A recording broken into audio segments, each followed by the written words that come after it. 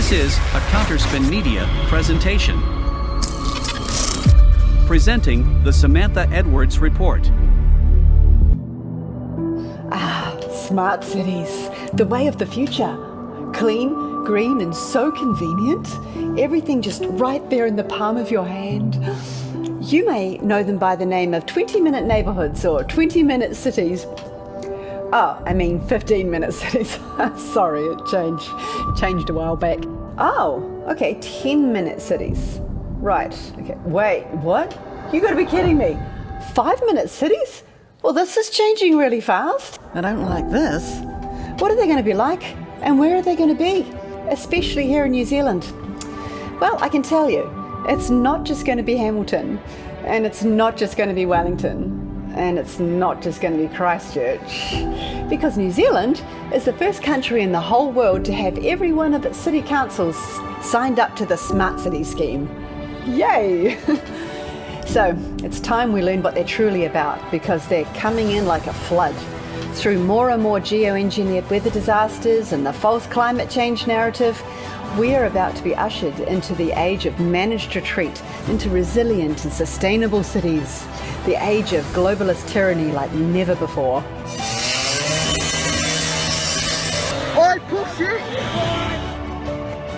I know this video is quite long, but there's information we need to know about what the reality of smart cities is.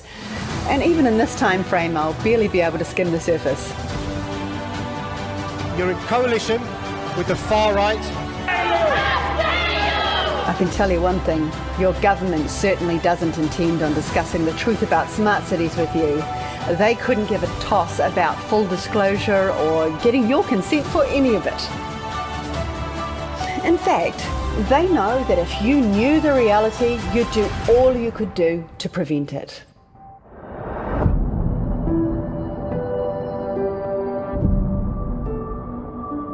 So, seeing they don't want to give us the truth, let's go have a look for ourselves, shall we?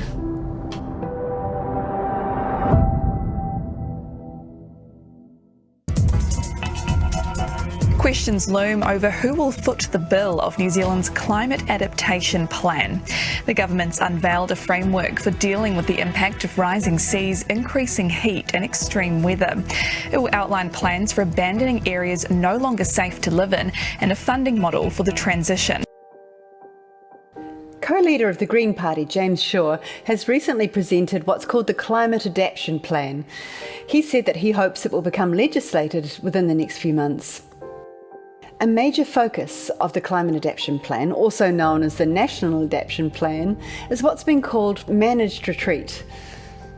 This is the term that's been given to the plan to relocate rural dwellers to smart city locations. And so one of the things in the adaptation plan is that we're going to become more directive about where we're able to build in the future. Extensive Resource Management Act reform is underway in New Zealand, and James Shaw tells us that managed retreat laws will extend this reform much further. He says that these changes will affect up to 50% of New Zealanders, in particular those who live on or near the coast. These laws will not only apply to future building, but also to existing homes and businesses. After the devastating Cyclone Gabrielle hit our nation, Jack Tame talked with Grant Robertson on NZ Q&A. Unusually, Mr. Robertson didn't seem too interested in talking about emissions reductions this time, as it appears that that phrase is very much last year. But what he did seem far more excited to talk about was the subject of resilient cities and managed retreat. There's two words New Zealanders are going to get used to hearing over the next few years is managed retreat. We have to understand where communities can be made more resilient, where we can do things to the infrastructure so they can stay where they are, and other communities and neighbourhoods where actually we have to accept it's no longer appropriate. And now we're promised even more extensive resource management system reform via the Severe Weather Emergency Recovery Legislation Bill, which is also on its way. I move that the Severe Weather Emergency Recovery Legislation Bill be now read a first time. I intend to move that the bill be reported to the House by the 5th of April 2023. This bill will grant emergency powers to the government to determine a weather event as a severe emergency and then take whatever actions they deem necessary in response to that emergency. Immediately after the cyclone hit Hawke's Bay, James Shaw's message was given centre stage. The very next day, he delivered an emotive speech to Parliament about how we must hasten the climate adaptation plan into legislation, complete with a skillfully inserted Jacinda-style manipulation in regards to the NRA. I have to say that as I stand here today, I struggle to find words to express what I'm thinking and feeling about this particular crisis. I don't think I've ever felt as sad or as angry about the lost decades that we spent bickering and arguing about whether climate change was real or not, whether it was caused by humans or not, whether it was bad or not, whether we should do something about it or not, because it is clearly here now. And if we do not act, it will get worse. I have to say, I've been recalling actually a quote from a different time about a different crisis. The era of procrastinations, of half measures, of soothing and baffling expedients, of delays is coming to its close. In its place, we are entering a period of consequences. And there will be people who say, you know, just as the National Rifle Association in the United States does about shootings over there, it's too soon to talk about these things, but we are standing in it right now. This is a climate change related event. We need to stop making excuses for inaction. We cannot put our heads in the sand when the beach is flooding. We must act now. Wow, such bold statements from a man who has a business background but is far from a climate scientist. Personally, I believe the reason that he made such a glaringly deliberate comment about the NRA and pushing towards the disarming of America, because let's face it, that's what that's all about, is because James Shaw is an absolute New Zealand poster boy for the globalist agenda and for UN agendas specifically. As is revealed on his LinkedIn profile, he's been a consultant for the Hong Kong Shanghai Bank, Bayer Pharmaceuticals. He worked for PricewaterhouseCoopers, a company which has proven to be invaluable in the creating of wealth, but only for the already wealthy, by extracting it from the underlying economy. And he also worked as the president of AIE SEC-NZ, as well as Victoria, and is still on the advisory board today. This is a non-governmental organisation in consultative status with the United Nations Economic and Social Council, and is an independent arm of the UN Department of Public Information and the UN's Office of the Secretary-General's Envoy on Youth. So as you can see, this man is not a greenie. He's a globalist. He's not working for you. It's nothing but a facade that he's trying to protect you from the climate through this brilliant idea of managed retreat. And this is not even a Green Party idea. The term managed retreat is a term first introduced by, believe it or not, the World Economic Forum. It's their idea, and just like all their other policies, the leaders of the world are obeying its requirements at whatever the cost. There are many articles on their forum that speak about managed retreat. New Zealand even had a starring role in one of them recently, soon after Cyclone Gabrielle. It didn't take the World Economic Forum long at all to turn what happened in Hawke's Bay into a stirring and cinematic piece of propaganda. Apparently, the residents of Hawke's Bay are under threat from rising seas. As always, not a shred of actual proof is provided to back up this claim. A cyclone and a flood is a completely different issue than rising sea levels. See how they blatantly manipulate the truth? What a load of garbage. I know people who live in Napier and they can say with certainty that the sea is right where it's always been. Now, nations all over the world are executing managed retreats, always presenting it as if it's a response thought up by that nation's own government, when it's nothing more than a corporate globalist scheme being executed all over the world for globalist purposes. Managed retreat is simply the mechanism being used to move people into resilient cities. But what is a resilient city? I mean, I appreciate the Wellington City Council telling us that Resilient Cities Network is owned by the deeply corrupt Rockefeller Foundation, but why is this lady holding up a sign that pushes globalist ideology? I mean, wouldn't managed retreat into resilient cities be more about things like, I don't know, raised housing to protect from floods and earthquake-proof buildings?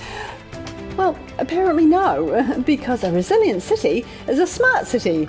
They're one and the same. A city that's digitally empowered to survive, adapt, and thrive. Whatever.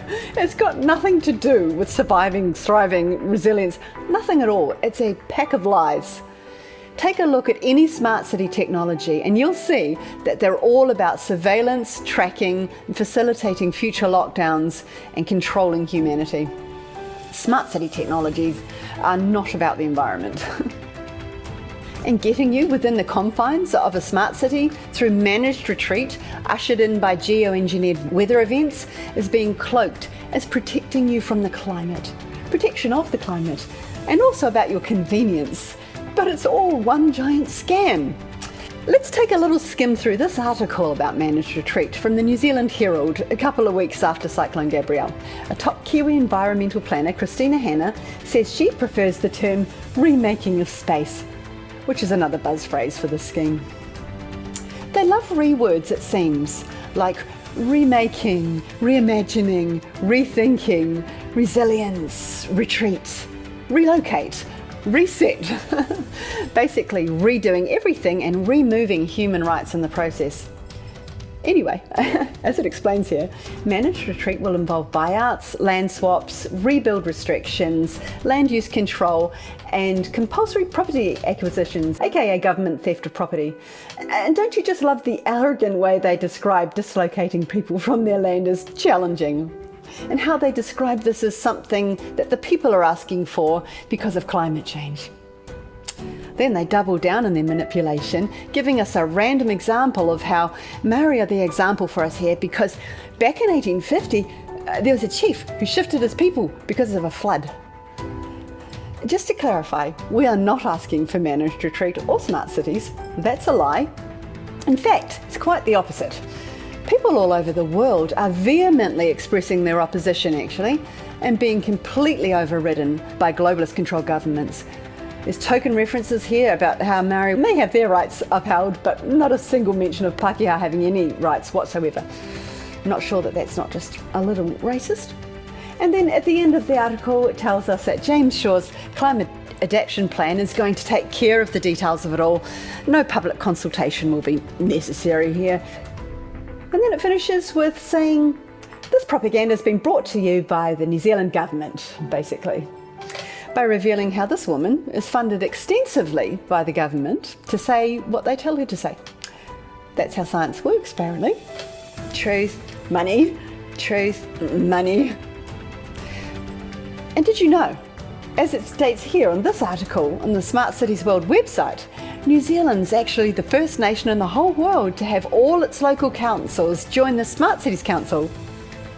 So it's not a matter of which of our cities are going to be developed into smart cities. Apparently, we're going to be an entire country of smart cities, whether we like it or not. It's all in keeping with our WEF AI pilot project nation status and its clear description of how New Zealand is going to be used as a pioneering nation for the new era of AI technologies, particularly tracking and surveillance and all its corresponding legislations.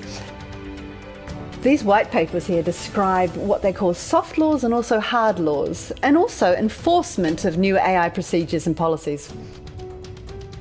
It talks about how punitive measures should be taken against those who don't comply, with every aspect of their lives being monitored, reported and controlled by means of electronic surveillance.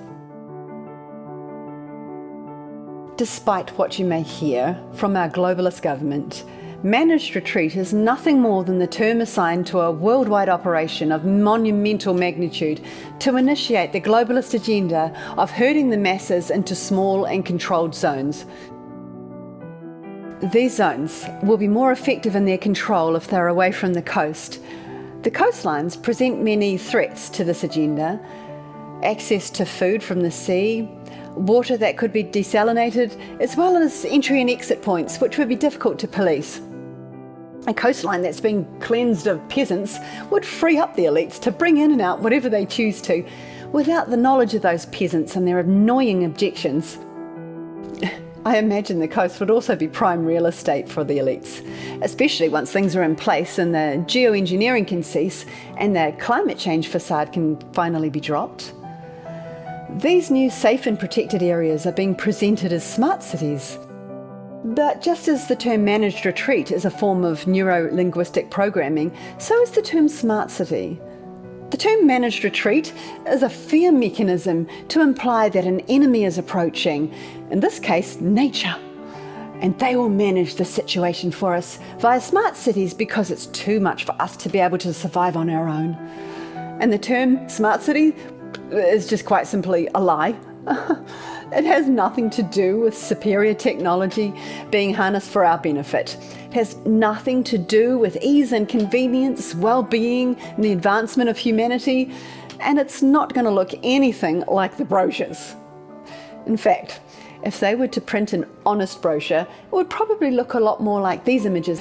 It showed how drones and robots patrolled the streets and millions of people were forced into multiple enormous human warehouses with lights that stayed on 24 hours a day, jail cell-like housing, barely any bathroom facilities, leaking roofs, seas of stretchers and bunk beds, people begging for food, filth, rubbish everywhere. They were like scenes straight out of a dystopian horror movie. But the globalist leaders of the West were united in their praise of China's response, saying, it's the level the West needs to strive for. That should tell you something.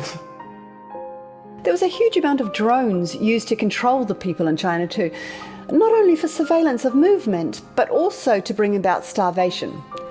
Thousands of tons of food was dumped and destroyed as drones would hover over trucks full of food, blaring out demands that they dump their produce outside the city, telling them they were being recorded. And speaking of drones, the Australian military released a video a few weeks ago, February 23, showing robot dogs designed to be able to subdue humans that are now able to be controlled by the minds of their operators. Here they are walking the streets of Washington, D.C.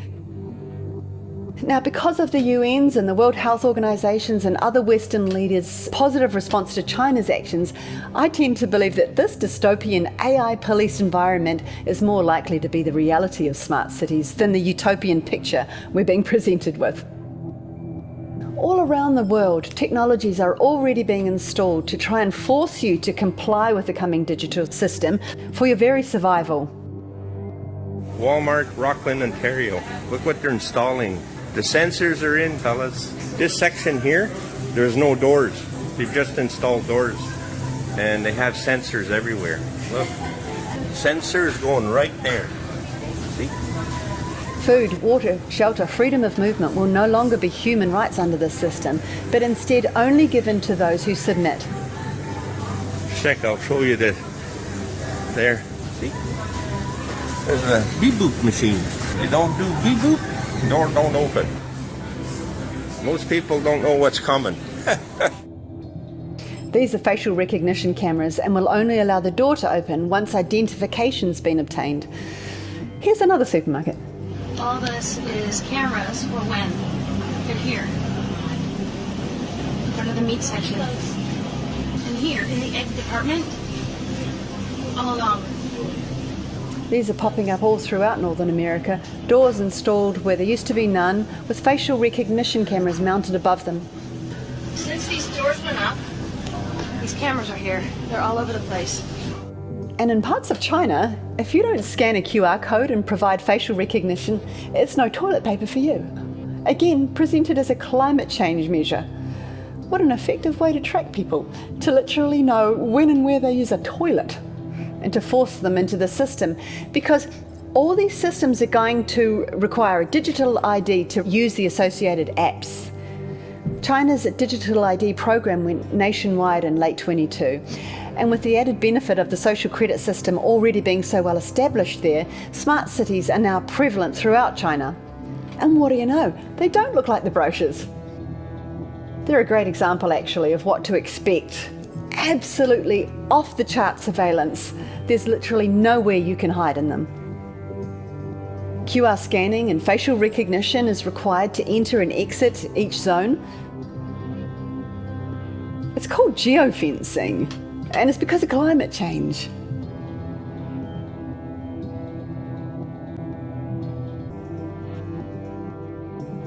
The smart city police are being issued with all sorts of crazy new technologies to help enforce these new laws, such as facial recognition glasses that can identify anyone within seconds of looking at them, and can even see through a person's efforts to disguise themselves. And they can connect to any data requested about that individual, such as credit scores and medical status.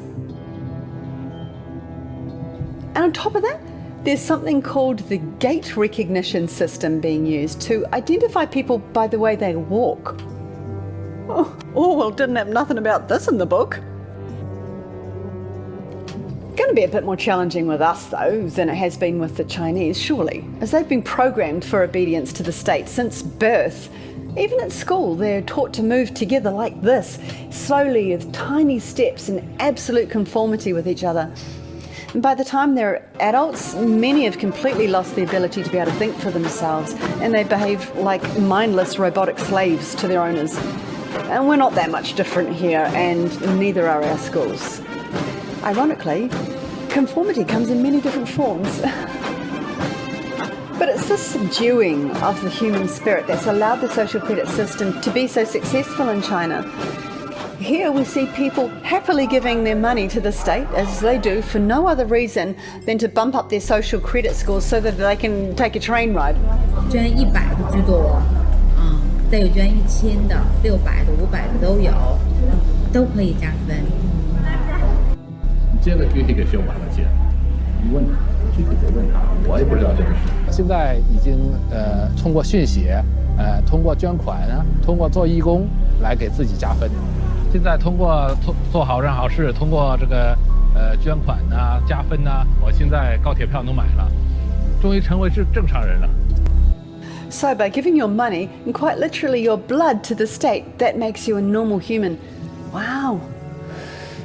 Here's a quick word from one of the deranged creatures that helped design this current social credit scoring system on French TV. On a mis en place une bonne méthode technologique. Et j'espère vraiment qu'on arrivera à l'exporter dans un pays capitaliste. Je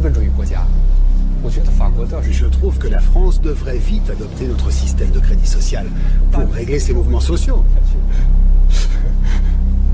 Yikes. Smart cities will also contain... Is he gone? Smart cities will also contain integrated weaponry to keep citizens under control. Have a listen to Armin Javi in this snippet from a talk he had with Maria Z. Armin has over 25 years' experience working in Silicon Valley as a video surveillance engineer and has invested hundreds of hours researching this intended digital ID slavery system ahead of us, which he's calling the final lockdown. Every tree and plant, all of nature is going to be mapped digitally, and eventually we'll be getting pushed into the metaverse. These are called smart lights and smart poles, which are an integral part of the smart city infrastructure. They all are wirelessly communicate with each other. It's an open air concentration camp for surveillance, as well as I'll show you it'll be weaponized. And then they will also host all sorts of sensors in the name of climate change and global warming. They don't even have diffusers on top of them. So you can't look up at these lights. They're designed to make humans look down. There's something called a puke ray. It's an LED incapacitator, where you have this, think of it, this is an LED gun, which is able to emit different frequencies of light at a very high rate of change. So when you do this at a very high frequency with different lighting, and if there's a human being that's in the vicinity and looking at these lights or near these lights, you can get intracranial damage, you can hurt your spine, you can get sick. I bet you it can even kill you. So these can be used as weapons. These LED incapacitators have been used by militaries for some time. In recent years, the Department of Homeland Security in the US has been funding the refining of this technology so that it can be used in more everyday applications. Lovely. All public documentation about these LED incapacitators describe it as a weapon that can disorient and immobilize its victims, giving them sudden and extreme vertigo and nausea by increasing intracranial pressure. But it's well established that too much intracranial pressure can cause spinal damage and permanent brain damage. And in case you're thinking perhaps Aman was being a bit dramatic when he said that he thought it could potentially also cause death, well, many others, including Cedars-Sinai, agree with him. Looks like the World Economic Forum forgot to put this little piece of information in the smart city brochures. I think weapons and the streetlights would at least warrant a mention, even just in the fine print. Transparency, disclosure and all that. But that's just me. If you scroll through the profiles of smart cities on the World Economic Forum website, you'll see that many of these cities already have these lights installed, and many are in the process of being installed. A few years ago, Christchurch was the first city in New Zealand named as a future smart city. Lucky them. This is a fact that the Christchurch City Council makes no bones about. And in accordance with this scheme, almost 40,000 streetlights have already been upgraded in Christchurch to Smart City Network lights, and the council says here that they hope to have the rest replaced by 2024. Now, although our government says that all the lights on the NZTA's 2022 list of approved luminaires are completely harmless, every one of them has the Smart City Ready tick, which means they include the hardware and the platform to accommodate advanced smart grid applications able to be added to in the future. Oh goody. These software upgrades will be able to be done remotely, and that's part of the danger of smart cities. What we're told about is not where it ends. Take, for example, how long did it take for them to message readjust from 20-minute cities to 15-minute cities? And now Melbourne's bragging about how it's aiming to be a 10-minute city, and now we see the push for 5-minute cities. I mean, what even is that? Living in your bathroom or something? We're only told what they want us to know at the time. The software upgrades, the message readjustments will be incremental but rapid, and the final message readjustments will come once the global corralling into smart cities has been achieved. And at that point, it's a bit like the old divide and conquer, isn't it? We could then find ourselves isolated into districts that have ever-increasing regulations to the point where they become prisons. A real-life Hunger Games. Well, that's just my positive outlook on it all anyway. But you couldn't find a more stark picture of ultimate containment than the Line City of Saudi Arabia. Back in 2021, Crown Prince Mohammed bin Salman first announced plans for this project, a city called the Line. نقدم لكم The Line. مدينة مليونية بطول 170 كيلو. You'd be forgiven for thinking this must be hypothetical, but no, this is already well underway. By October 21, earthworks had already begun. It's being proposed as the ultimate solution to urban sprawl, land and carbon footprint, and specifically to transport. The city itself would be sandwiched between two giant walls which extend out across the desert. A high-speed rail system would run from one end to the other, a journey of 20 minutes, which will eliminate the need for roads or personal vehicles. Not only will the walls be a whopping 500 metres tall and 170 kilometres long, but they'll also be mirrored so as to minimise their impact on the environment. I don't know how that works exactly. And honestly, I don't care because it's just crazy. The whole thing's deranged.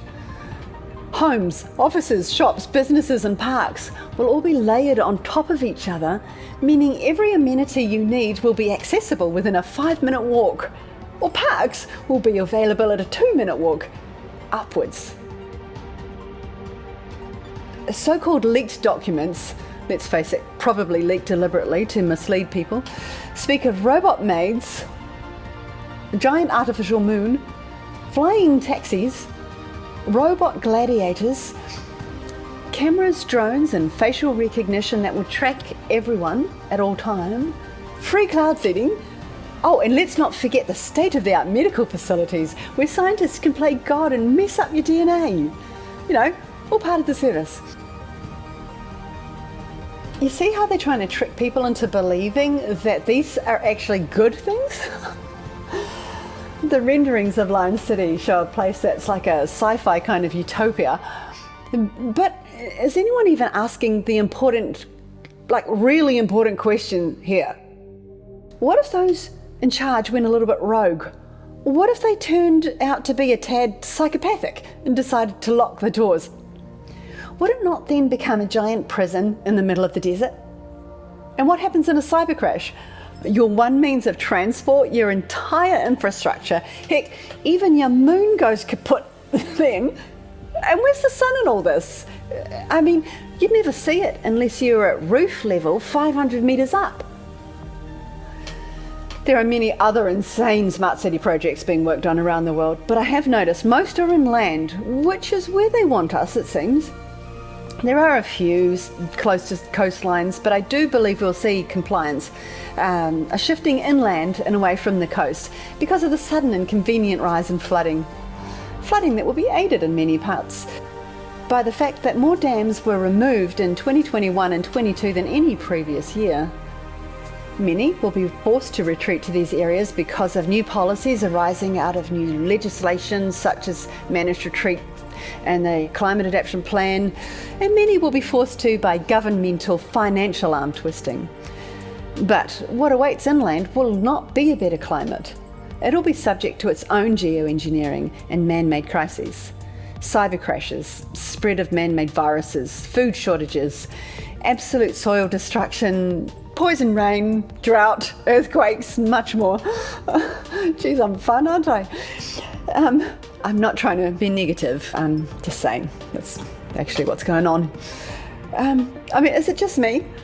I mean, does it seem odd to you that this is the time that they choose to completely abandon all fossil fuels? At the very same time that the world is suddenly subject to so many so-called natural disasters.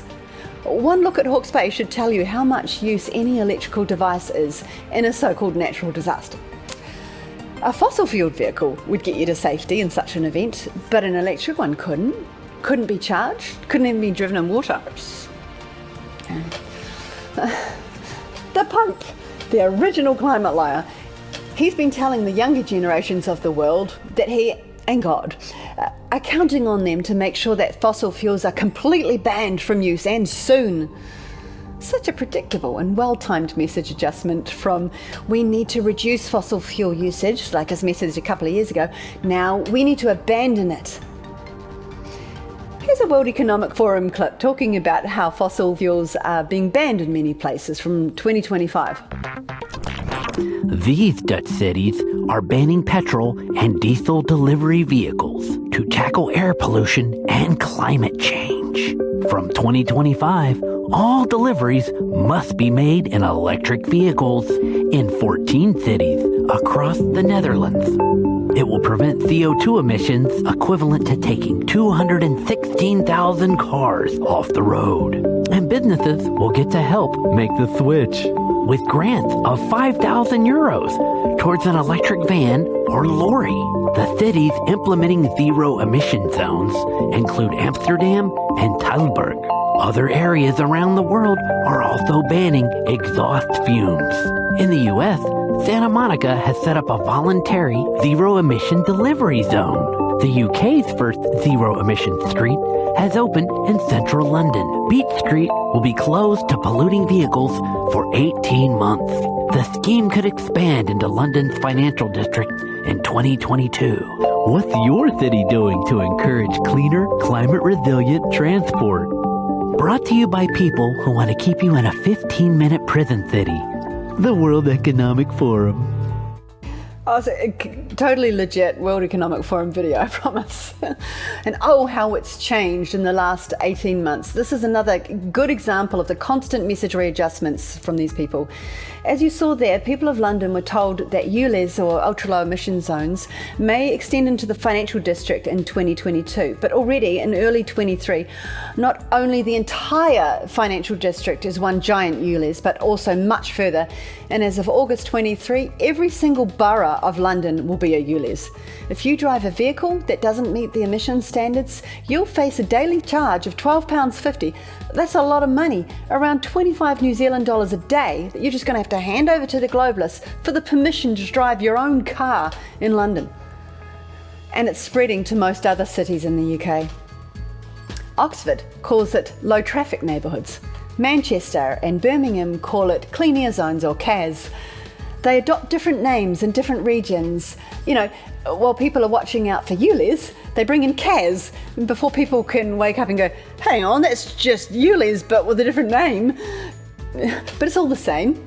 A system that deliberately slows and congests traffic, records drivers' details and their every movement, and demands unaffordable fees to be allowed to move around. Do you see how fast the scheme is moving? Like a virus. A real one this time. That's why we can't decide to stand up once it's already here. It'll be too late then. As I touched on before, something else we need to stand against is the eradication of fossil fuel usage. Can you imagine how this would impact humanity in the face of a full-blown cyber crash? Especially when it morphs into a full-blown cyber pandemic, as World Economic Forum is saying it will. In such an event, power grids over entire nations may go down for a prolonged period of time, and we wouldn't even be able to warm ourselves or cook food if fossil fuels were prohibited and no longer available. Right now, a cyber attack with COVID-like characteristics would spread faster and further than any biological virus. Its reproductive rate would be around 10 times greater than what we've experienced with the coronavirus. COVID-19 was known as an anticipated risk. So is the digital equivalent. Let's be better prepared for that one. The time is now. Right.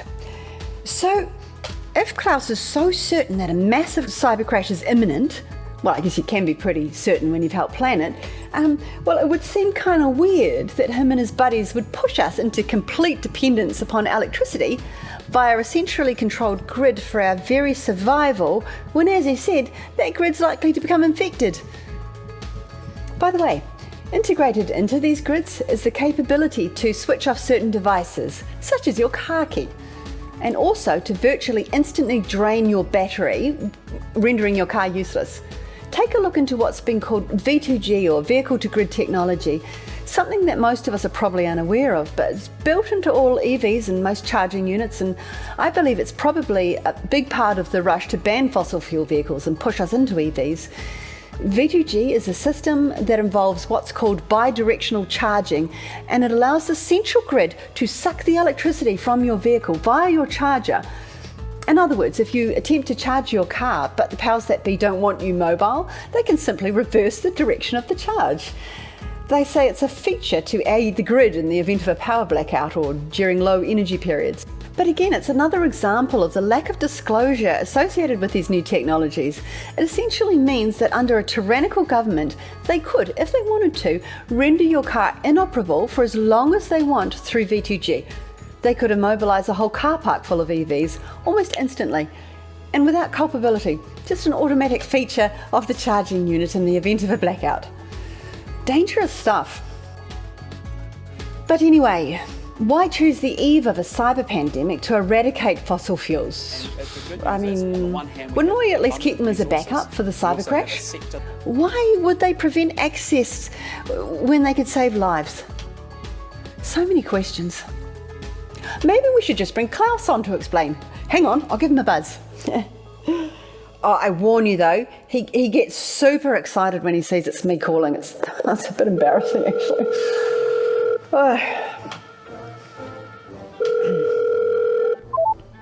Hello! Whoa, hi. Just wondering, hey, why are you pushing to have fossil fuels banned when you keep saying there's a cyber crash coming, Klaus? What's going on? We all know, but still pay insufficient attention oh, great dramatic to the frightening scenario of a comprehensive cyber attack. Yeah, that's what I was going to bring to a complete halt to the power supply, transportation, hospital services, our society as a whole. Yeah, exactly. That's. I get that. That's what I'm saying. Wouldn't it be even worse inside a smart city when the grid goes down? Why not maintain access to fossil fuels? Because that'd still work in a cyber crash. And vehicles, cooking, heating, they're essential to survival. So it could be disastrous if people can't heat their homes in the middle of a freezing winter or refrigerate their food. The COVID-19 crisis would be seen in this respect as a small disturbance in comparison Yeah, that's what I'm to a saying. major cyber attack. Yeah, so to we should use the COVID-19 crisis as a timely opportunity to reflect on the lessons the cybersecurity community I don't think you're can listening to draw my question. and improve our preparedness for a potential cyber pandemic. Klaus, you're really not listening here. Look, it's like you're just reading one of your hammy scripts again, honestly. You know, we've had this discussion before in a previous video where I actually had to freeze you, remember? And I know you didn't like that. But there's only so much supervillain raving I can listen to before it starts to get a bit annoying, you know? But I do hear you. You know, COVID was a lesson to prepare us for what's coming. So I guess what's coming must be more lockdowns, and as you said already, massive food shortages and power outages when you start your cyber crash / cyber pandemic that you're cooking up. Basically just a whole lot more of doing whatever you and your sicko mates tell us to do via our governments who no longer serve us but you. Thanks. You've been a great help. You can go now. I'm sorry you had to hear that. It's a bit of a strained relationship, to say the least.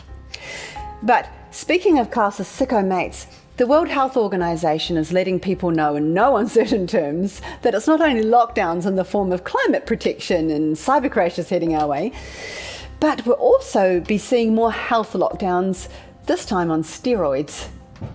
By means of multiple new international health regulations, or IHRs, and the Pandemic Prevention, Preparedness and Response Treaty, they intend to take human rights abuses to a whole new level with laws that they believe give them authority over our bodies. Isn't it an interesting choice of words, actually, treaty? It tells you that this is about wanting peace and goodwill for the benefit of humanity with openness and agreement and consent and all that, which is actually the complete antithesis of what it actually is. And if you haven't noticed yet how much the perpetrators of this agenda love to use biblical references, might pay to start paying attention, because they're telling you what they're up to and where they're going next.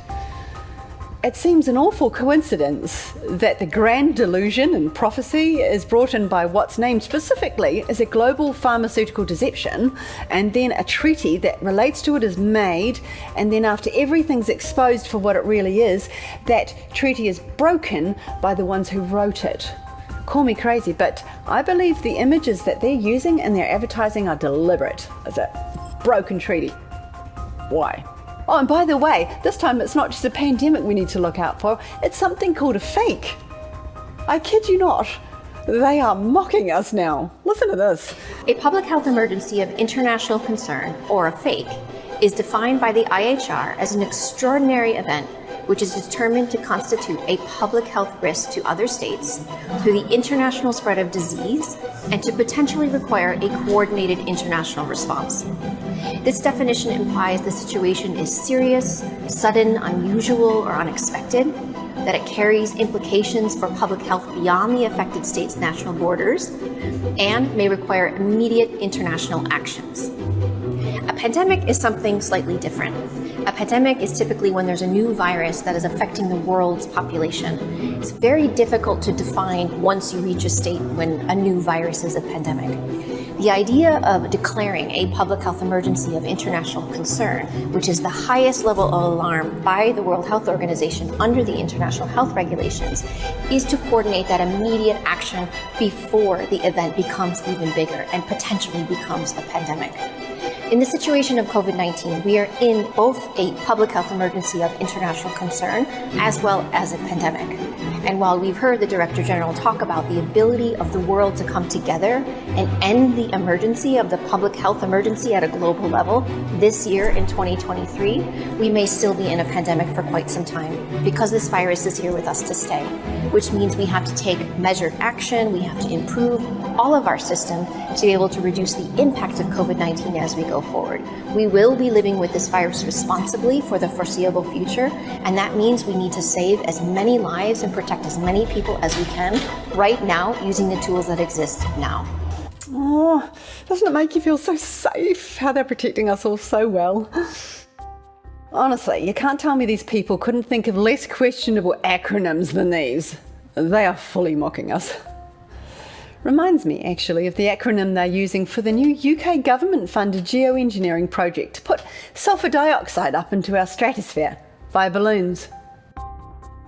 A few scientists said, maybe not such a great idea, seeing how sulfur dioxide is so deadly poisonous and all, but the government seemed to think it's a fabulous idea. Great use of taxpayer money. Maybe soon they'll start investing taxpayer money into experimenting with arsenic in breakfast cereal, for science and climate change and all that. And regardless of the opposition, several approved proof of concept flights have already taken place since October 21 over the UK and Mexico. Actually, wasn't there a few random balloons floating around a while ago that nobody, including China, seemed willing to take ownership of? Balloons that looked very similar to Project Satan balloons and carrying what was reported to be the same inexpensive level of componentry? Don't know, but with the amount of valid opposition of Project Satan and the clear harm to humanity that it poses, if they couldn't do it legally, they would be likely to just simply find another way to do it, wouldn't they? Just a thought. Why would they use spy balloons when they've already got satellites that do a far better job? And would they really be stupid enough to emblazon them with huge Chinese insignia? Not very spyish, is it? And come to think of it, when you consider that spy balloons are almost always filled with helium, which is virtually transparent and near invisible, isn't it strange how the pictures of the one shot down over South Carolina show a cloud like this? That's not helium. Anyway, back to the cyber crash. That's what I was talking about, Klaus and his mates. Yeah, I'm sure we can all find some comfort in the fact that Cyber Polygon are running events to prepare us all for the coming cyber pandemic. Just like Bill had our backs, bless him, with Event 201 right before its hypothetical subject, a global non-existent health pandemic, emerged on the Earth. What would we do, honestly, without these guys? Man, we'd be in such a pickle, wouldn't we? Oh, and the guys at Climate Scope, they're looking after us. I mean, with smart cities becoming 100% electric and all, I guess it's no surprise that the latest Climate Scope report suggests that we're moving into a time when the using of fossil fuels may soon be deemed a criminal offence. From Mike's Beyond Coal campaign that was so incredibly successful in accelerating the closure of dirty power plants. Doesn't make much sense though when you consider how the ever-increasing climate change emissions regulations are forcing companies to outsource manufacture of their products to China, and China's notoriously unregulated in regards to emissions. So when you combine that with the transport of these products in and out of China, the overall outcome of these regulations is actually a significant net gain in emissions, not a reduction. So you can't tell me the globalists can't figure that out. Anyway, smart cities.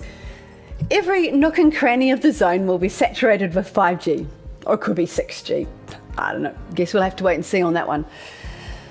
None of the technologies being employed in these cities are about the environment. They're all about control. For example, the World Economic Forum are strongly pushing the use of what they call micro-mobility vehicles. Sounds great. Less emissions, less parking hassles. But not only do they run at high speeds with no helmets and available to children, but they also record and send your movements to whoever they wish to. When you scan an e-scooter QR code, you might not realise that, but you're actually hopping onto a two-wheeled data hoarding device that's collecting far more of your personal information than that product really requires. But this is what smart cities and their accompanying technologies are all about. So I guess you got to ask yourself, are you happy to give the details of your movements to a company like Lime Electric Scooters, the world's largest e-scooter company, when its VP is actively involved with the World Economic Forum and its agenda? Existing Amazon drivers are already having a taste of what's to come with smart driver surveillance installed in their vehicles. That little guy is how we are tracked. It's probably recording me recording it, but it can't hear me, so that's nice. So it has one camera facing me, one camera facing forward, and then one camera on each side. So if we don't stop at a stop sign, like fully stop, then we get a violation for that. It tracks our speed, so we cannot go more than 6 miles per hour over the speed limit or we get a speeding violation. These vans also track our buckle count. So it'll count how many times we buckle our seatbelt, and if we don't buckle it enough, then or we miss a buckle, then that is a seatbelt violation. But also that camera is watching me while I drive, so I cannot do a lot. If I want to sip up my coffee, I have to pull over so that I can grab it and drink it, because if I do it while I'm driving, then that's a driver distracted, which is also a violation. I can't touch the center console, or else that is a driver distracted violation. One guy was itching his face, his beard, one time, and the camera picked it up that he was on the phone, and so he got a driver distracted violation for itching his face. And I cannot unbuckle my seatbelt until I am in park. So yeah, everyone who works for Amazon pretty much hate those little things, but we have to remember it's just for safety. Right. Just like the vaccine, that was for our safety too. But I gotta say, I for one never knew Amazon was such a caring company. To think that they would go to such lengths purely for their employees' safety. Anyway, another new technology we'll see in the coming smart cities is called blockchain and CBDC, or centralised bank digital currency. Blockchain will be the very backbone, the operational system, if you like, of the smart city. And if a resident doesn't subscribe to this system and all its requirements, it's looking like they'll have no access to currency. Dr. Pippa Malmgren talked about blockchain at the 2022 World Government Summit. We are on the brink of a dramatic change where we are about to, and I'll say this boldly, we're about to abandon the traditional system of money and accounting and introduce a new one. And the new accounting is what we call blockchain. It means digital. It means having a almost perfect record of every single transaction that happens in the economy, which will give us far greater clarity over what's going on. It also raises huge dangers in terms of the balance of power between states and citizens. In my opinion, we're going to need a digital constitution of human rights if we're going to have digital money. Somehow I don't think they're going to bother with little details like constitutions and human rights. It's so yesterday. Either Pippa is way more naive than she should be at this point, or she's part of the reassurance cast. As Luxon's already made clear, he'll do all he can do to ensure no one receives an income at all if they refuse to take all the jabs on the schedule, both them and their children. And a system such as blockchain makes enforcing a policy like that extremely easy. Everyone will require a digital ID to access CBDC. That won't seem like too much of a big deal for a start, much like a real me account. But this particular account will most likely be linked to your medical status, which is already in a nice tidy little digital package in the recent My Health Account New Zealand initiative. Should any aspect of your medical status, such as your booster history or your child's immunisation requirements, not be up to date, as per the Agenda 2030 immunisation report with its 500 new vaccines, then your inbox in your digital ID account may contain a letter informing you that access to your CBDC has been suspended until the matter is amended. Here, we see the not-so-subtle attempt to normalise the term digital identity through the My Health Account's digital health identity. Not a long step from digital health ID to a full digital ID. Digital identity is a scheme that's set to be launched in many countries before the end of 2023 and will contain a person's carbon score, punish them accordingly. Travel inside and outside of your 20-minute city may well come at a cost, and it may even be prohibited if you've created too much carbon in the last few days, even though you've only been allowed to use zero-emission vehicles and use LED lights and so on. A lot of blockchain's carbon credit smart city technologies are already in use, but they're growing rapidly and will come to full fruition inside the smart city. Have a listen to the fantastic Australian Senator, Alex Antic. Australian cities are becoming digital surveillance precincts, with so-called smart city programs being rolled out across the country. Invasive technology such as facial recognition cameras, licence plate readers, smart lights, smart poles, smart cars, smart neighbourhoods, smart homes and smart appliances, all connected to wireless networks and communicating with each other. So what's wrong with that? Technology is good, isn't it? All this is for your safety, security and convenience, isn't it? Well, let me tell you, your streets are spying on you, your mobile phone is spying on you, your cities are spying on you, and the infrastructure for future lockdowns is being put into place right now. Don't be fooled. You're being set up to be tracked through your movements and through the future of your digital wallets. By handing over your data, you're handing over the ability to monitor your behaviour, which will soon be turned into a social credit score. Social credit score. Actually, I like how Tucker Carlson explains the new social credit system and its CBDC currency in more layman's terms. CBDC. If that happens, we're done. The coming blockchain currency, CBDC, are all about surveillance and control. And by the way, they're all ready to go. Here's well-known American investment banker Catherine Austin Fitts. This is Richard Werner, the top academic scholar in the world on central banking. Here he is in Malmo, Sweden in May. The nature of this CBDC, what is it actually going to look like? They never talk about that. But I heard one European central banker tell me what it's going to look like. He saw it.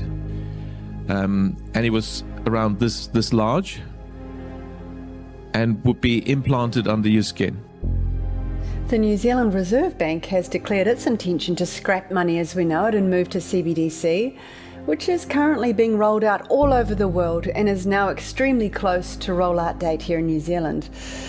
It's hard to get an actual number on this, but thousands, anyway, of ATMs around the world have been removed or simply switched off in the last year or two, and banks are folding like deck chairs. Here's Glenn Beck. You might have missed what happened Wednesday afternoon at the Fed. They started their CBDC. Maybe we should start having the conversation of, gosh, this looks like the mark of the beast. And as Noah Harari tells us in his usual unashamed confessionary style, CBDC and digital surveillance are not only designed to integrate into every part of your surroundings, but also into your body. COVID makes it accelerates the process of digitalization and automatization. It legitimizes the deployment of mass surveillance, even in democratic countries, and it makes surveillance go under your skin. Nice. There is one thing standing in the way of blockchain and CBDC really making it to the big time though, and that's the pesky banks.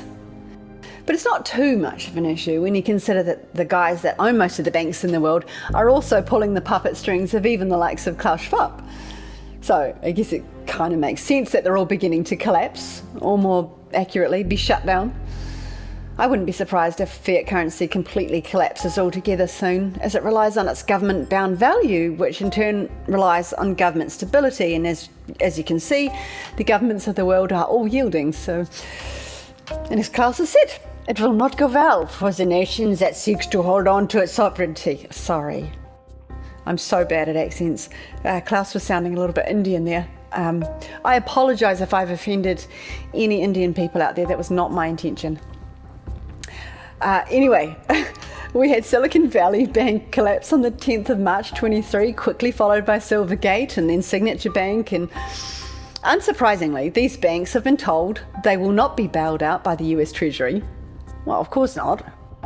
They want them gone. So it's emerged, well, actually they didn't try to hide it even, it seems, that the top executives of Silicon Valley Bank sold their stocks weeks before the crash, and staff were paid their annual bonuses early, and other indicators showed that they knew what was about to happen before it even started to topple. So looking a little bit like the weather events, isn't it really?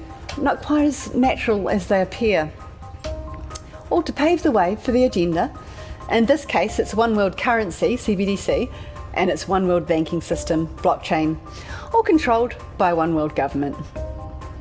It's almost unfathomable to me that the facilitation of so much of this was launched by a pandemic and is now going to be given wings by a climate crisis. You'd think if all of this is going to be brought in under the banner of protecting people from climate change, that said climate change would be a well-proven theory, right? Well, it's not. Just as they eviscerated the world under the banner of a medical narrative that was completely devoid of science, they now seek to finish the job through another narrative that's also devoid of any credible science. Many highly reputable scientists reject this climate change theory. The World Climate Declaration, which rejects the theory, now has around 1,200 signatories. These scientists have been being censored for many years. And I have to say, if mainstream science was right and the Earth had entered and exited many ice ages and cities like Chicago were under kilometres of ice for thousands of years and then it thawed and froze over again in a number of cycles, and all these extreme temperature changes happened well before fossil fuels were even mined or used and before dairy farms even existed, then that fact on its own would shatter the climate change narrative, as does a swathe of other evidence. Take a look at this picture of the Arctic ice cap. It shows virtually no change between 1991 and 2022. A little bit less here, but a little bit more here, but all in line with the same level of variation that's occurred for as long as recording's been done. It's not melting, and the polar bears aren't drowning. In fact, many scientists agree that the ice is actually getting thicker, and there's more of it than there was a century ago. Here's geologist Tony Heller, an outspoken climate realist, who has a great YouTube channel under his name and a wonderful website called realclimatescience.com. This map from the University of Alaska shows what they believe sea ice concentration was around Alaska and Siberia during November 1921. And the map on the right from NOAA shows sea ice concentration in the same region at the end of November of this year. From what we've seen, it's pretty clear that there's more ice in both the Western Arctic and the Eastern Arctic than there was 100 years ago. And this graph displays data from the US Historical Climatology Network stations and shows daily average maximum temperatures over the last 100 years. It shows what many geologists are trying to tell us, that temperatures are actually trending very gradually downwards. We're being told to believe that the world is heating, that the oceans are rising because of climate change caused by you and me, all without any solid scientific data. In fact, as Ian Wishart has uncovered recently, missing data at NIWA reveals that evidence relating to the truth about New Zealand climate change is being hidden and appears to be being fabricated. And Philip Duncan from Weatherwatch has also spoken publicly recently, saying that he too has serious concerns about the lack of transparency at NIWA. I must say, I was pretty surprised. Well, actually not really. Nothing much they do surprises me anymore, but just when I learned just how shonky these climate readings are, the very ones used to conclude that the Earth's temperature is rising. As you can see here on this climatological data map from the US Centre for Environmental Information, almost every single temperature sensor used to gather official climate data is located at an airport.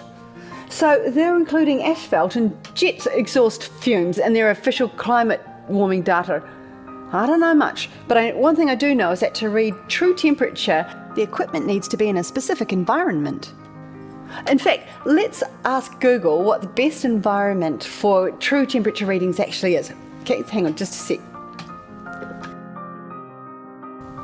What is best way to take accurate temperature?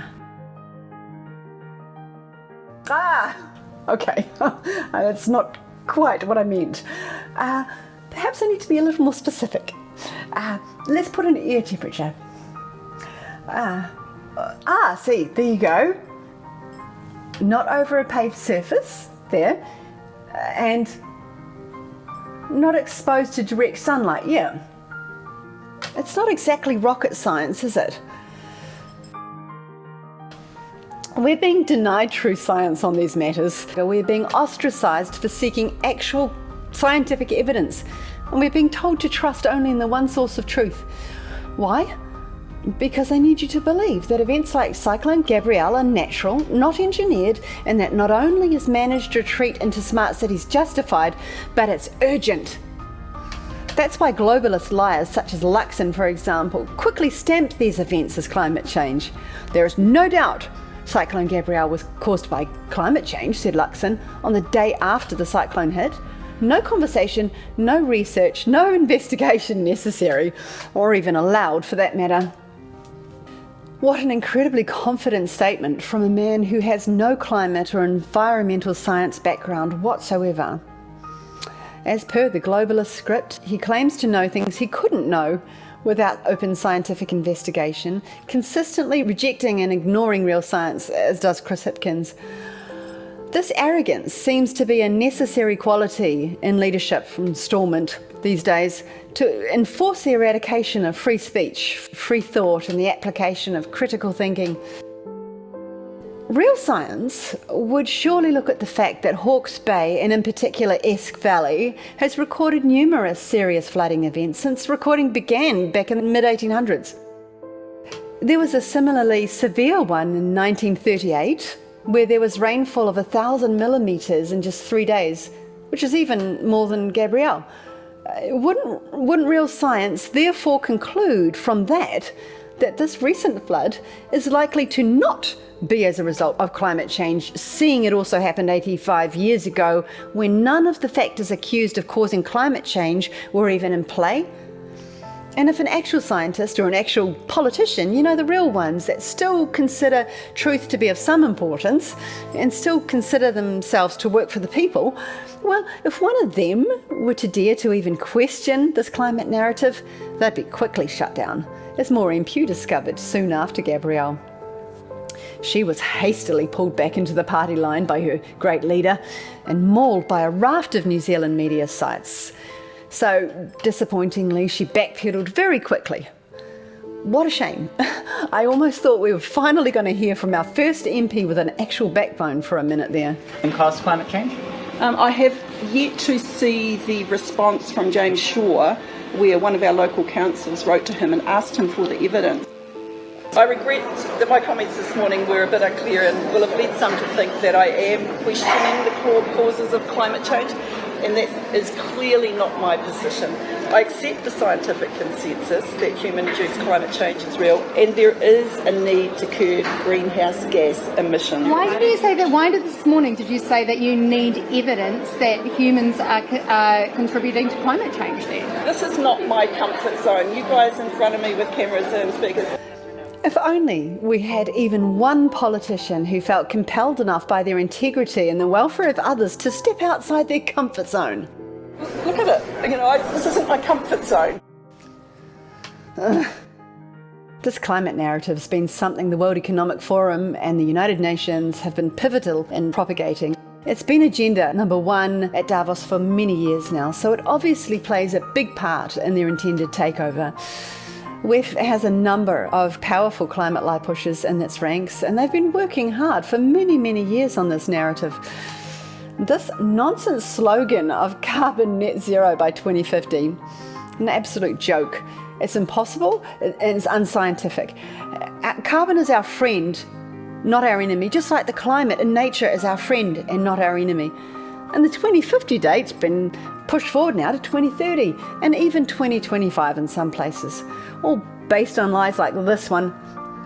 Here's a minute from an address by a former UK Green Party member, just explaining a little of what net zero is really about. And I know that all the green people here are comfortable with net zero, but if you understood the longer term implications of net zero, and I've given you all the absolute zero document, and I hope you'll read it, because that coloured bit shows you what is to be achieved by 2030, and that means no flying out of the UK, no ships out of the UK, no cars at all. And no, all wood burners to be ripped out of every home and every gas appliance to be ripped out of every home by 2025. Now, that is a government document, UK fires, absolute zero, and this is where we're heading for with net zero. We will literally be imprisoned on our own island. And this is what this top-down global control is all about. You think it's a green agenda to actually save the planet. It is not. It was implemented at the Earth Summit in 1992 by a bunch of oil billionaires, crooks. And But flying in the face of this truth, we now have leaders of nations with zero expertise in climate science obediently regurgitating these lies to their citizens and imposing enforcement legislations to try to force people to align with this lie. That's effectively how the World Economic Forum works, as a powerful influencer. If you take a look at the guest list for the last Davos summit, You'll see it was full of names of some of the most influential and diabolical forces in the corporate, governmental and non-profit world. Director of the FBI, CEOs of Amazon, BlackRock and Pfizer, top officials from the Gates and Soros networks, publisher of the New York Times. World Economic Forum, through its annual Davos summits, acts as the policy and ideas generator for the global ruling class, and it's completely closed to outsiders. It's a fanatical political organisation masquerading as a neutral entity. Their goals are to centralise power, giving it to the hands of a few hand-picked global elites. This plan is obviously so tyrannical and off the charts that the only way to sell it to the world is to disguise it as the only means to save the world from disaster. And what could work better than global pandemics and false climate emergencies? Other false flag events thus far have only been successful in rallying national panic and creating a national misguided united front against a false enemy. That doesn't quite work for the globalists and their one world government intentions. So they're now presenting a global catastrophe to subdue the entire world in fear, united in this deception. They're trying to convince the entire world that they need to unite under their guidance and their covering to be able to overcome this, the mother of all crises. But the reality is, there's not one true climate scientist amongst the ranks of WEF. No one who's actually able to prove even the existence of this climate emergency. I'm sure you've noticed the fake climate crisis response mantra of Build Back Better being chanted by leaders across the world. Our own Chris Hipkins noticeably using the phrase many times in the wake of Cyclone Gabrielle, partly to affirm the idea that we're now entering the climate emergency that we've been warning us of, I guess, but also to inform us that these globalists have got this under control, so we just need to take our hands off and just trust them. They announced this climate disaster solution plan, and fundamentally the main framework of the Smart City, back in 2017 under the name of the Build Back Better plan. World Economic Forum seems to claim it as its own, but it's interesting if you trace the slogan back to before World Economic Forum used it, you'll see it was actually first used by the World Bank, who invests heavily in the World Economic Forum. Building Back Better was the name of a plan presented in June 2018 that the World Bank contributed to, a plan that specifically caters to post-disaster reconstruction of cities by building them back better into smart cities. But to be able to apply the Build Back Better plan, a region needs to have been devastated by a catastrophic disaster of some kind. And in that context, I do find it quite a coincidence that Gaziantep, Turkey, the region worst hit by the Turkey earthquakes, is part of the global group of G20 specially selected pioneer smart cities. But it's not just Gaziantep. This is actually a very disturbing pattern that's happening in a lot of places. Sao Paulo, Brazil's most populated city, has been getting lots of brownie points from the World Economic Forum recently as it strives to reach its Paris Climate Agreement objectives. And it too has been hit with record rains in February 23, which has left it looking very much like Hawke's Bay. Just like here, utter devastation's been inflicted on the areas outlining the city, areas rich in natural resources that have now been rendered useless under metres of mud.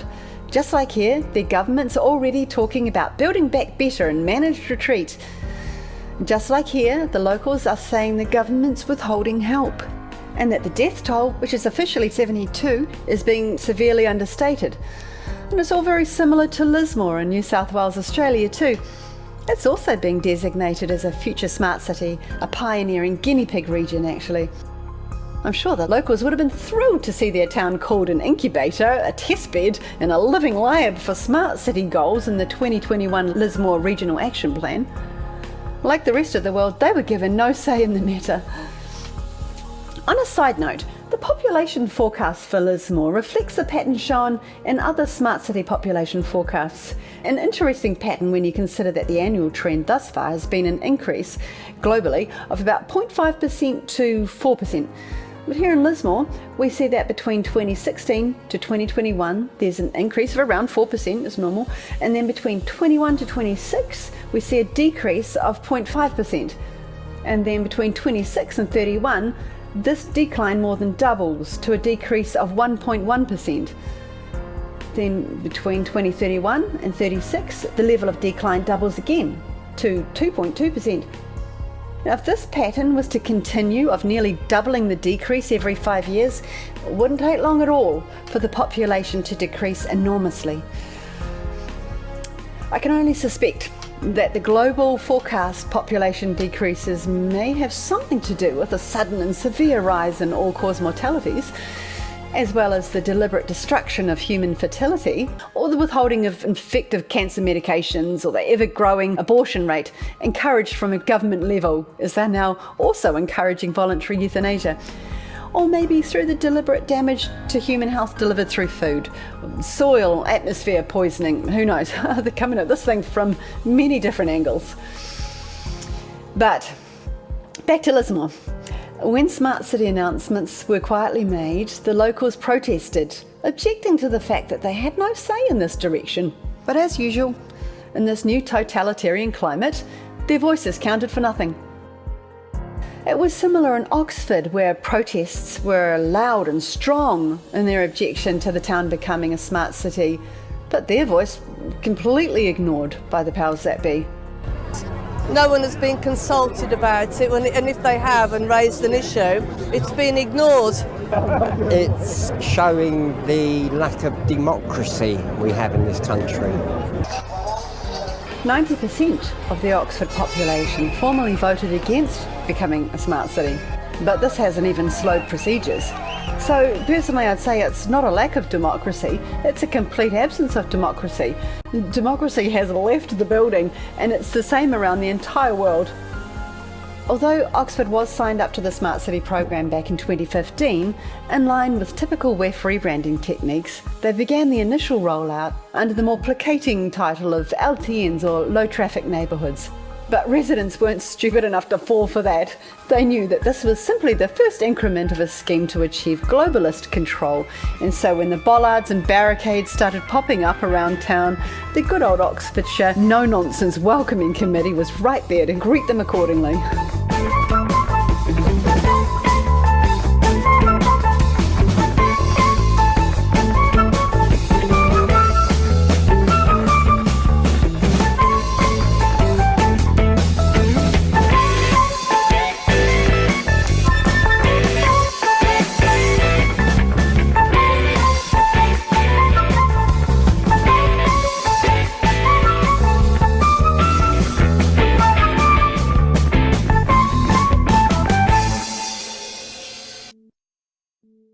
Unfortunately, they plan for such resistance and use it to their advantage, to make it appear as if their heavy-handed solutions are the people's own fault. But it's not only the bollards they object to, but also the enormous amount of surveillance cameras that now watch their every move. This is spreading throughout many parts of England now, particularly London, but all the way up to the north. This video from Leeds. Look what's popping up everywhere now. They must be doing these through night. Right, that says Traxis on it, so obviously that's to do with tracking you. There's one there, there's one over there, and there's one there. Right, these are popping up everywhere, people, all over Leeds. Me and my fella drove round. Seacroft, Gibson, Airhills, Oakwood, round here. They're absolutely everywhere, people.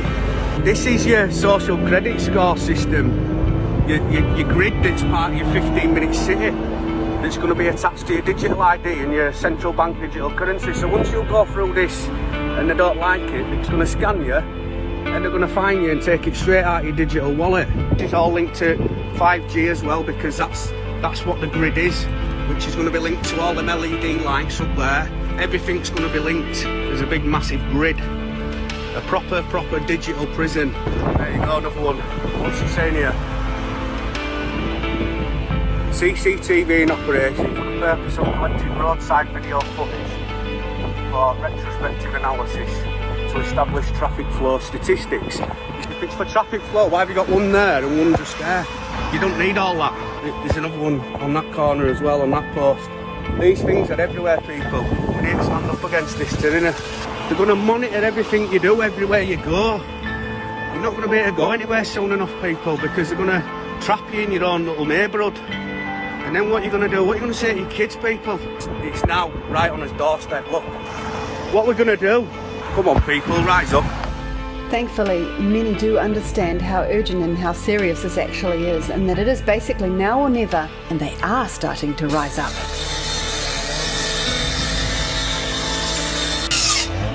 Push it! Push it!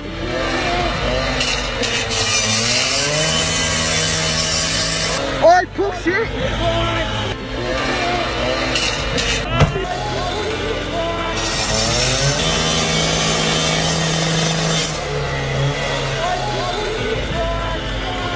Oh!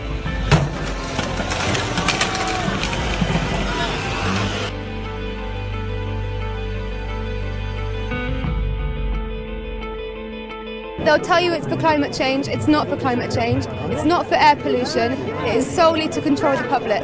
The controversial LTNs have attracted huge outcry since being introduced in Oxford last year. The scheme's aim is to create neighbourhoods where essential facilities are accessible by a walking distance of up to 15 minutes. But the concern is that people will be confined to where they live. In addition to the LTNs, which have been repeatedly vandalised since last summer, traffic filters are set to be trialled in 6 locations next year. Cars will be fined if caught driving through certain areas unless they have a permit. The council believes LTNs and traffic filters create safer and quieter streets, but protesters here believe they cause more congestion and pollution and threaten the livelihood of businesses.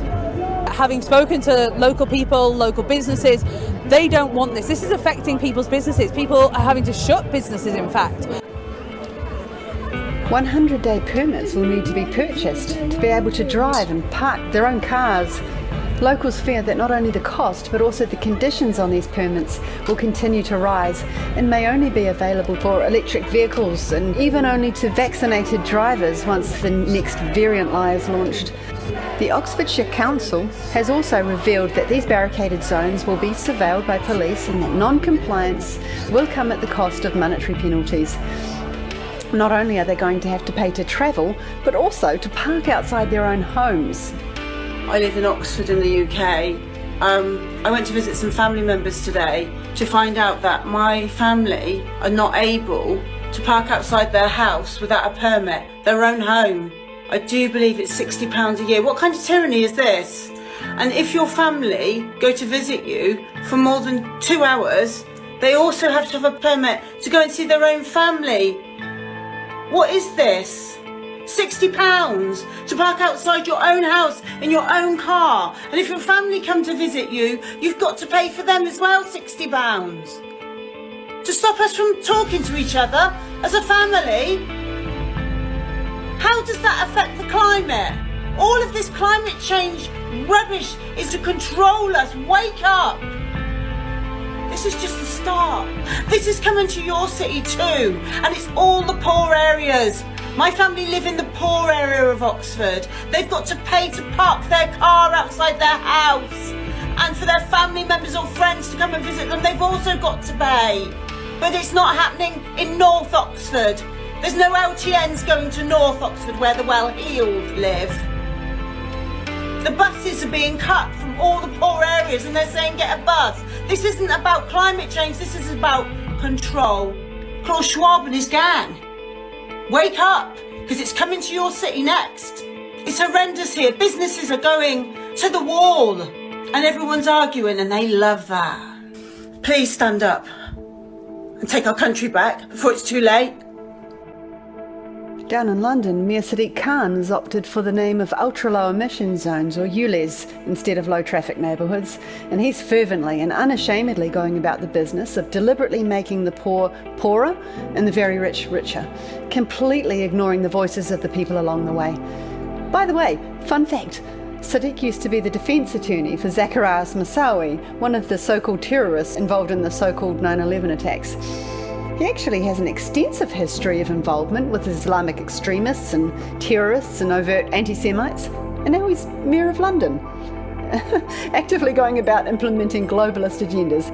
Be fun to join the dots on that one. Last week he was booed and shouted at in a public meeting when he said this to ULEZ opponents. You're in coalition with COVID deniers. You're in coalition, you may not like it, You may not like it. You're in coalition with the far right.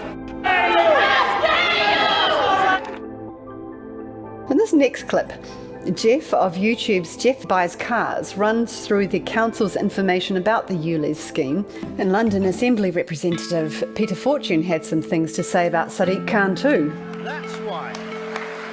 That's why the cameras were ordered before the consultation even started, because the journey here is once he's bled you dry with his ULEZ over the next 2 years, once people have taken out loans, once people have gone out of business, then road user charging is going to come in and there's going to be a whole nother level of charge. This needs to stop, and it needs to stop now. I guess that explains why the facade called a public consultation period is always so short on these things. If the cameras were ordered before the consultation began, then what the people said was never really going to make any difference, was it? But again, I would like to swing back around and take a look at the plight of Lismore, the region touted as Australia's Smart City Living Lab. Around the world, we're seeing the Smart City initiative, presented as a response to a climate crisis, being rolled out with such incredible, almost psychic, preemptive time and location synchronicity to natural disasters in those same regions. For example, just a few months after Lismore's Smart City guinea pig status was revealed, it suffered one of Australia's worst recorded flood disasters, with a series of floods that occurred from February to April 2022. Just like here in New Zealand, the government failed to evacuate the people despite clear weather warnings. Just like here, the people claimed that there appeared to be a downplaying of the death toll and a serious lack of government assistance. For a long time, the Australian government refused to even send in the army to help. This all bears a striking resemblance to some of the facts written in a press release from David Seymour of the ACT Party on the 20th of February 2023. 2 weeks after the cyclone, he wrote, "More than 6,200 defence personnel were involved in MIQ, yet the Napier Mayor told media this morning that her requests for military assistance have been turned down. How can the government justify having an army available to stand at hotel doors but not out in a cyclone-ravaged community?" The Defence Minister needs to invoke Section 9 of the Defence Act. This means the military can assist the police with civil powers. Looting gangsters might not think they're so tough when they meet the NZDF. Despite the cries of residents in the area for protection against looting and gang intimidation and theft, which was rife, more than 600 police were sent to the Parliament protest, where there was no real citizen violence and no loss of life, and yet only 100 were sent to Hawke's Bay, where people were in dire need of help. You know, it's almost as if our government and so many others around the world are deliberately provoking their own people and allowing tension to escalate. Could it be that stirring up anger and desperation amongst the people is actually part of the plan? If society was to revolt against the government, as much as I wish we would, it would offer the perfect justification to move another step towards taking total control. Anyway, back to Lismore.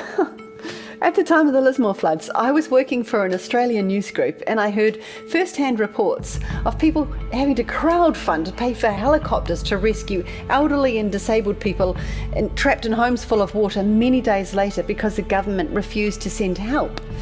And in the immediate aftermath, they also had to crowdfund for their basic needs to be met due to the absence of government support. Another scenario that was similar to Hawke's Bay was that when generous Australians attempted to donate, they were told that their donations should only be made to a specifically set up fund, set up and controlled by the government, or through a charitable organisation working in direct partnership with the government. Just like here in New Zealand, they were told not to give items, but to instead send money, and that the government-controlled agency would apply it where they saw fit. Strangely enough though, of the 640 million raised for the Australian 2020 bushfire catastrophe, another so-called climate crisis with a litany of dubious circumstances, those affected say that 500 million never made it their way and effectively went AWOL. Again, these donations were only payable to government-controlled funds and agencies partnering with the government, such as the Red Cross, who feebly explain here why of the 115 million donated to them, only 30 million would be spent on immediate relief. During the Lismore crisis, I heard repeatedly that when people posted offers of help or tried to organise help on social media, it was strongly shadow banned. And this is something I personally witnessed in regards to Cyclone Gabrielle too. Friends' posts that never made it past their own page, while anything unrelated went out unhindered. We know our government has access to the Facebook takedown portal, and you have to ask yourself, if this was censoring, why would they not want help getting to those who need it? And a year later, the plight of the people appears to mean nothing to the government. They've been left to recover on their own, and many have said now that they feel as if they and their homes were simply furniture that needed to be moved out of the way for the smart city build to commence. Yeah, I was living in my car. I asked for emergency accommodation. They said, oh, no, you've got to be actually on the street, and so I didn't meet the narrow criteria of being emergency housing. The infamous Resilience New South Wales agency has since been disbanded after angry locals and 2 inquiries exposed its appalling response. Strangely devoid of government intervention. It was remarkable. But something that's very much not been abandoned is the plan to build back better, to rebuild Lismore into the smart city that it's been set apart to be. And perhaps that's a task that will be easier now that the canvas has been cleared somewhat. Speaking of clearing canvases, I personally hold an evidence-based belief that the Christchurch earthquakes of 2011 were geoengineered to clear the way for surveillance and control technologies to be integrated as part of the smart city rebuild, in line with its premier Smart City of New Zealand status. And yes, earthquake generation is very much an available and well-documented capability. All you need is seismic generating equipment basically, and there was a world-class seismic generator on board the Vaillant, which happened to be parked in Christchurch waters at the time of the earthquake, along with her sister ship, the Lorabassi, which is known widely as the cyclone ship, because tornadoes, cyclones and hurricanes seem to follow her wherever she goes. Interestingly, both of these ships were also parked in Napier waters on the night of Cyclone Gabrielle, but that's a video for another time. Many areas of Christchurch were red zoned, declared by the government to never be inhabitable again, but now the government's gifted much of this land to a globalist-controlled Maori trust, in a move that's nothing short of theft of public and private assets. And this trust is now building houses on the land, conveniently in accordance with Smart City guidelines. It's a great example actually of how this proposed co-governance is about using kupapa Maori to achieve globalist agendas. We see it again here in these scripted articles, again cloaked in environmental reform, this time following the Auckland floods a few days before it was Hawke's Bay's turn. They report a sudden cry for Three Waters reform to take place urgently as a result of the flooding caused by climate change. But as we know, Three Waters, aka Five Waters, is more about handing over New Zealand's resources to globalist interests, removing our access to clean, healthy water and taking control of all our basic resources, so often found in our coastlands and farmlands, and about managed retreating the people into small, controlled inland areas. Obviously, the vast majority of rural people aren't going to come into smart cities willingly, and my opinion is that geoengineered weather disasters are being perpetrated to aid in shifting people into these smart cities. I'm sure we'll also see a lot more persuasion in the form of removing amenities in rural areas too, but weather events are much faster and more effective in moving people. And with the help of the Managed Retreat Plan and the Build Back Better Plan, which just happened to be sitting in the top drawer ready to go, kind of like the vaccine was, well, now any disaster, be it a pandemic or a weather disaster, a recession, a banking collapse or a cyber crash, well, they're not disasters at all. They're all just golden opportunities to reset our world, to enter into that great reset, also called the New World Order by the World Economic Forum themselves back in 2018. After this deliberate reveal of their true agenda and its true name, They then officially presented it to the world under the more innocuous name of the Great Reset in 2020. But make no mistake, as has been made clear at the last couple of World Government Summits, at a governmental level, this Great Reset is still very much being called by its true name, which is the New World Order. All of this chaos has been rained down upon us by criminal organisations, globalist juggernauts like the UN, World Economic Forum, who are pretty much one and the same nowadays. Not only are they criminal, but so many of the organisations and individuals they work with are also criminals that the UN and WEF have with the World Health Organization. Its director, Tedros Ghebreyesus, who is now at the helm of the treaty that seeks to claim legal authority over your body, who's on the board at the UN and also a major contributor to the World Economic Forum, well, he is an absolutely monstrous criminal. He can't even walk around safely in his own country because, well, they have a bit of a beef with him. Something to do with massive genocide, horrific war crimes, and much more. None of these criminals are elected by us, the people. They have elevated themselves by means of their oligarchy above humanity, above governments, above truth and justice. How come they never mention that the head of this coming health treaty is quite literally a genocidal maniac? Fake wars, hidden genocides, cyber crashes, and the aliens on our doorstep soon, probably. It's all nothing more than a constant theatre of man-made crises engineered to usher in a one-world government and globalist oligarch rule. We cannot be fooled by the smiling faces on the ads. This is what it really is. And they do not intend to ever ease up on the drawing in of the net. And if we allow ourselves to be duped by the incremental strategies, well, we all know what happens to the frog who doesn't do something before the water gets too hot. He gets boiled.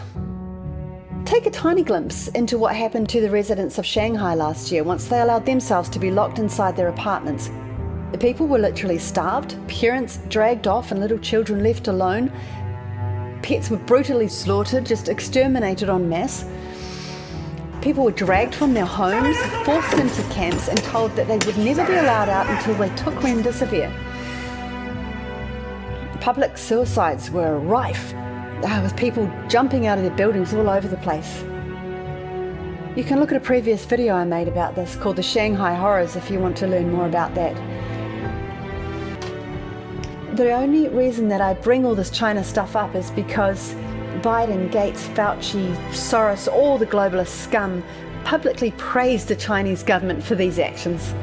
Actions that were nothing short of mass murder. They openly said that they wished the West would respond like China just had. So, to conclude, those that praise China's horrific actions are the very same psychopaths wanting to put you into a 15-minute smart city and telling you to trust them. It's for your own good. We must stand against this. For our children's sake, we must rise up and expose their lies loudly and boldly and intelligently, and resist their agenda whenever and wherever we can. Do not be intimidated by these lunatics or the system. That's exactly what this imposter's trying to do with this whole hellish vibe that he's manufacturing here. But I do agree with him on his speech title though, Battle for the Soul of the Nation. Damn straight it's a battle for the soul of every person on earth. But they ain't getting mine. They don't intimidate me one bit. They are not the Most High. Anyway, thank you so much for watching. That was a bit of a long haul, I know.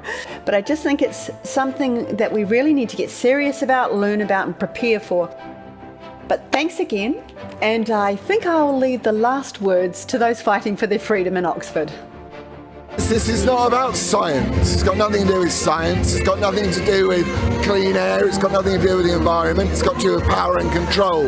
You've got to have a pushback, and it's got to be a visible pushback. It's all well and good signing documentations to say we don't want this or whatever else, but When people actually come and put boots on the ground, it sends a massive message back to the councils, the government, the police, anybody else who wants to implement these kind of things on us. We had the lockdowns. Now we've got low traffic neighbourhoods and 15-minute neighbourhoods, which are coming out of the World Economic Forum. It's all part of Agenda 2030. It might look different, but it's all part of the same agenda. After a 90% vote, people have rejected the idea of a 15-minute cities, yet the council have turned around and said, we're doing it anyway. They did it in Manny as well. They put all the signs up, all the metal signs, all the cameras, and then we kicked off, and now they've all got signs on them saying under review. It's bullshit. They're obviously going to keep them, otherwise you take them down. They're just going to keep pushing and pushing. It's just like, we think we take one step forward, but really, it's the illusion. You've got to be clever, It's a very, very, very clever war we're in. This reminds me of when we were all out protesting about the lockdowns. Is it safe to say that this is all connected in some weird way? Oh, 100%. The whole thing is climate change, lockdowns, everything is a scam. There's going to be one of everything, one government, and people need to seriously wake up. This is not something you can just wait for and go, oh, I'll help down the line when it's time, or when it affects you. People need to start caring now. Yeah. Thanks, Sean. Climate change is a hoax.